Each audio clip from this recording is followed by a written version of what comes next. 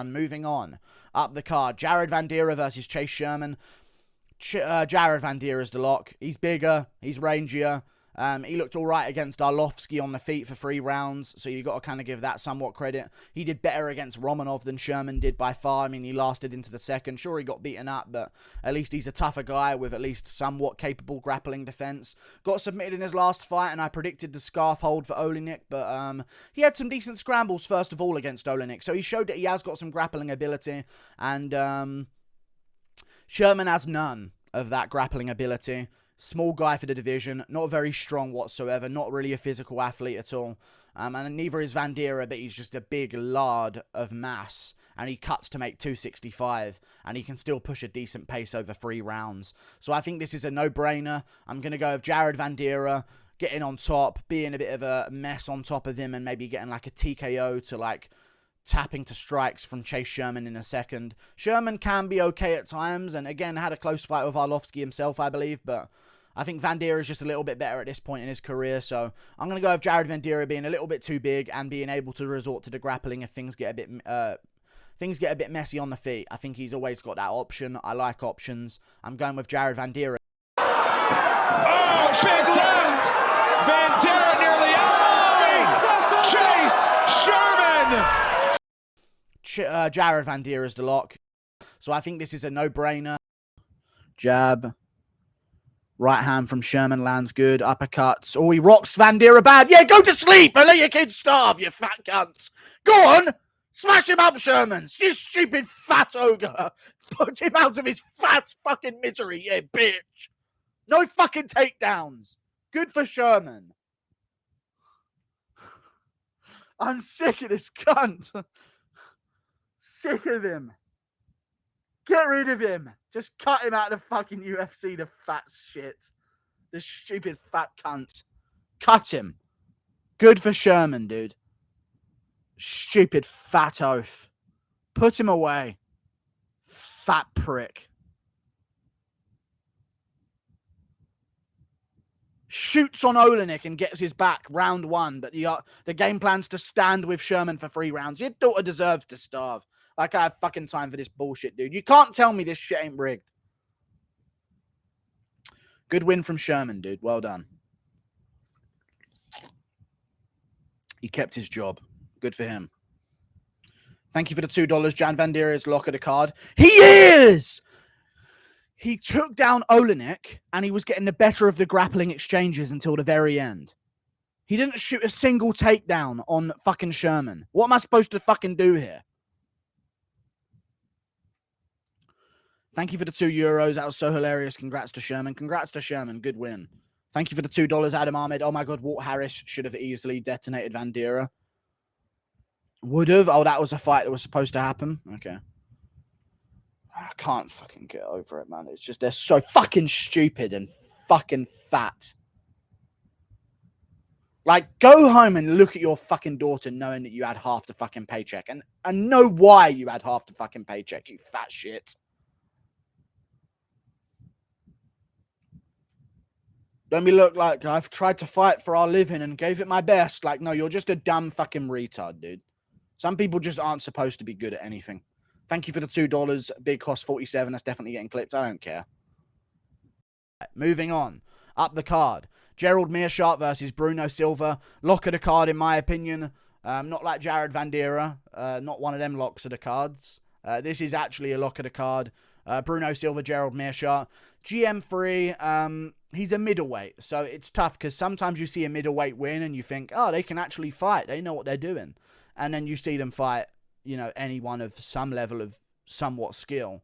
And it's like, oh, wait, they can't fight. They're just a middleweight. So it's tough.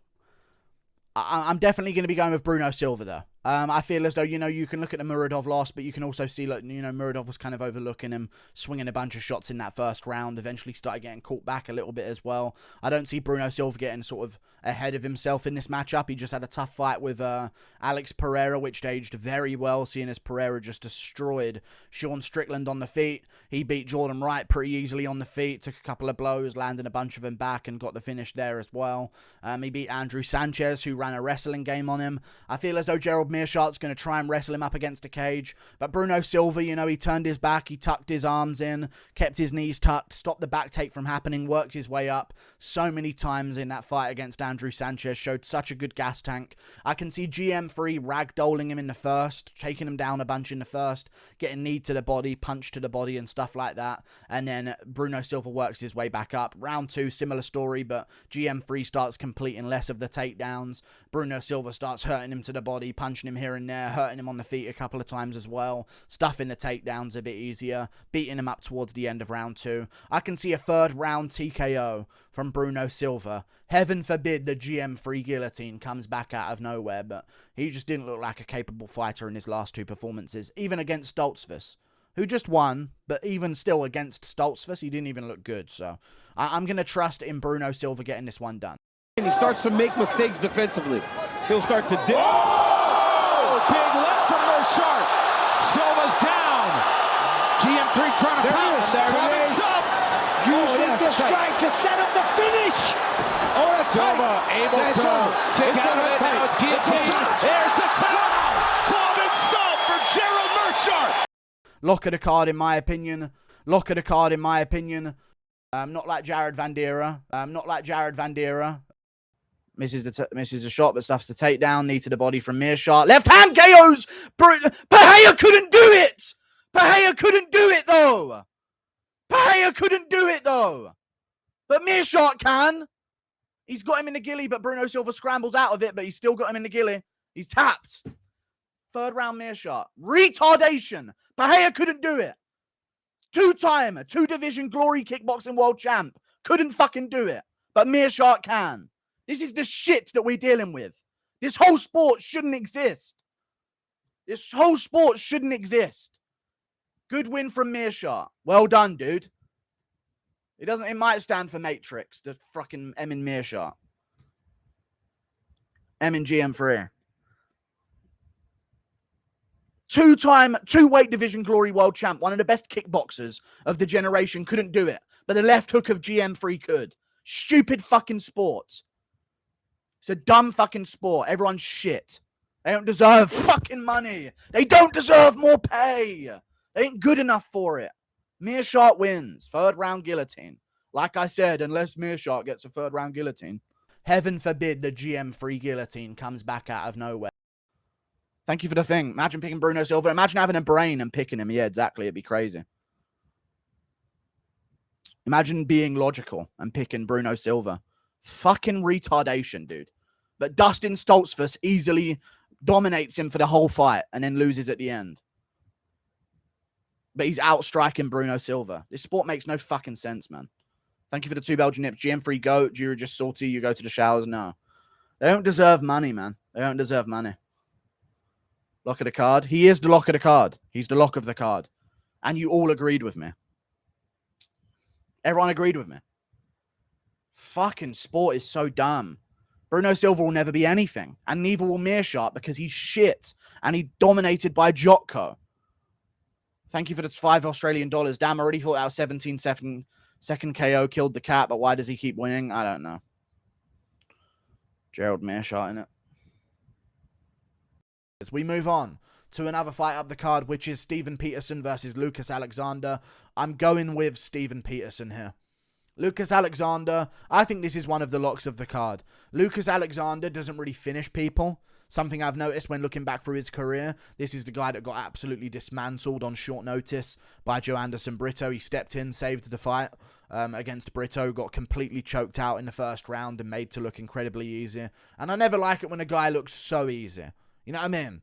Sometimes you see these prospects come into the UFC and they give a great debut even if they lose. Like they give a great fight, a good account of themselves, even on short notice. I never like seeing someone just get absolutely shown levels in every way. That's always a red flag for me. Other than that, hasn't fought the best of opponents in his career, has lost to some subpar opponents as well, 5-3, 5-2, and there's not really too many finishing potential for him, you know what I mean? Injury against Jacob Kilburn won him that fight on Anthony Pettis' fight card. Other than that, you got a referee stoppage. against a 3-1 opponent, a TKO, but 2 decisions against a 3-2, and then a decision against a 6-7 opponent. Like, is there a chance this guy as a young fighter is going to hit his stride all of a sudden and be great? Maybe. But there's one guy that just doesn't seem to get finished very often, and his name's Steven Peterson. And he's not getting finished by people like Julian Erosa, Alex Caceres. You know, these are decent fighters in the UFC. And I actually like Steven Peterson here to drag this into deep waters, have a scrap with Lucas Alexander, and win this fight by like 30-27, 30-26 decision with a real beatdown in the 3rd round. He's very difficult to finish. I don't think he's been finished since 2013. And even then, he's only been finished once in his career anyway, and that was in 2013. So, yeah, I'm going to side with Steven Peterson here. Kick is very impressive. Sits him down. For the winner by unanimous decision, Lucas the Lion Alexander. I think this is one of the locks of the card. I think this is one of the locks of the card. I think this is one of the locks of the card. And he just falls onto the bottom position because he's a fucking man-child who can't fight. Oh well. And he's getting hit with big shots here as well. Yeah, he can't fight for shit. He somehow beat Julian Erosa, though. Arguably could have won that decision, but Julian Erosa can't fight either. But he just beat Nate Landwehr, so... And he beat Hakeem Dawodu as well. Dominated him every single round. So who's here? How do you go from basically arguably beating Julian Erosa to looking like this in a fight? I don't understand how MMA works. I really don't understand. It's a shit fight anyway, so whatever.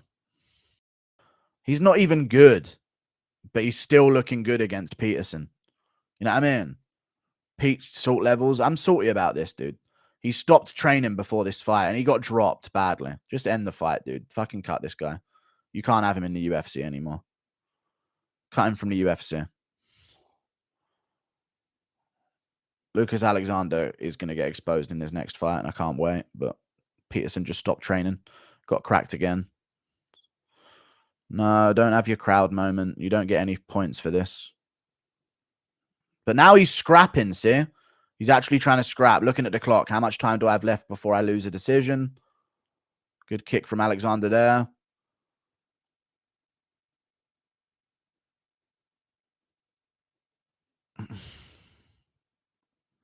Lucas Alexander somehow beat an opponent in the UFC. That's crazy. Well done, Lucas Alexander. The stars aligned for him to have a career because he is absolute dog shit outside of that. But good win from him. Jesus Christ. Anyway, at least we get to the next fight a bit quicker. Thank God Lucas Alexander, though, because he wouldn't have a career if not for this. So, good for him, you know. He gets a little bit of money and then he'll get exposed in his next fight. But yeah, leave the gloves in the octagon for sure. Yeah, it's not even a moment. Put the camera angle on someone else, you know. It's barely a moment, to be honest with you.